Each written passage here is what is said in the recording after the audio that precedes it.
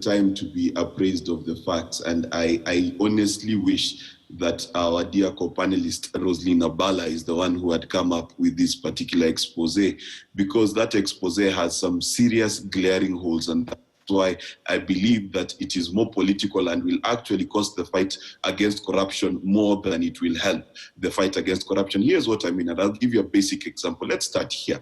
When we say 43 billion is missing from KEMSA, and the Ministry of Health has a total budget this year of 110 million. You want to tell me it puts about 40% of its budget into KEMSA? And then when you put 40% of your budget into KEMSA, all of it goes into procurement? That's unbelievable. It's simply not possible. And that's where the problem is. Ben, the problem here is not that there is no corruption in KEMSA. I can tell you for free, there is corruption in KEMSA. But if you want to win the fight against corruption and make sure you run scot-free, is you muddy the waters. You get in there like a pig and you make everything as dirty as possible. Let's start here. If you look at the actions of CS Mutahi Kagwe since he came into office, why are people asking him to do more or to even resign? Yet he is the one who reported this issue to DCI and ESCC. Why do you want to say that the CS is not doing any work while he's on record? When he made changes on KEMRI, it is the same people on Twitter who began to say that people should stay in place. When he transferred people from the Ministry of Health and they refused to go. So obviously this is an issue where there are three different interest groups. There is the common citizen who's interested in the justice and receiving the goods and services he was promised by the Ministry of Health.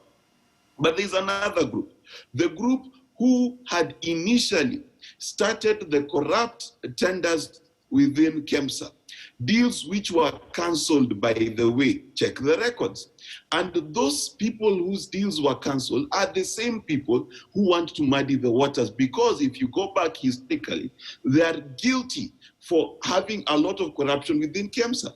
But thirdly, you've got the political class who is hell-bent on making sure that the Uhuru regime and people who seem to support Uhuru come out in the worst light possible. It is therefore critical for them to throw stones at any CS who seems to be doing the right thing. Now, for them, it is not about the fight of corruption or winning against the fight of corruption. It is to make sure the president seems as stained as possible. And those are the three lines we are looking at. But what so across those lines, Mark, yes. What is the way forward?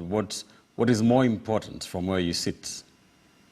What is more important and what is critical is we must begin to learn to follow process, okay?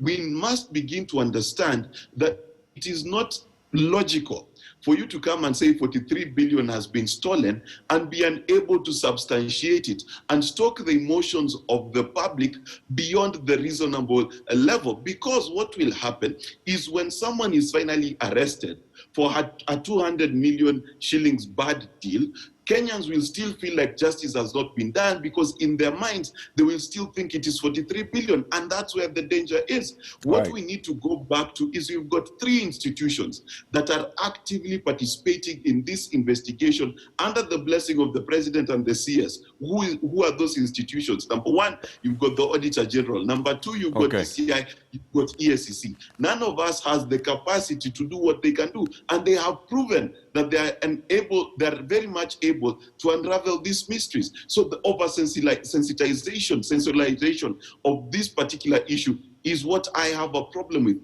There's corruption in KEMSA, but it's not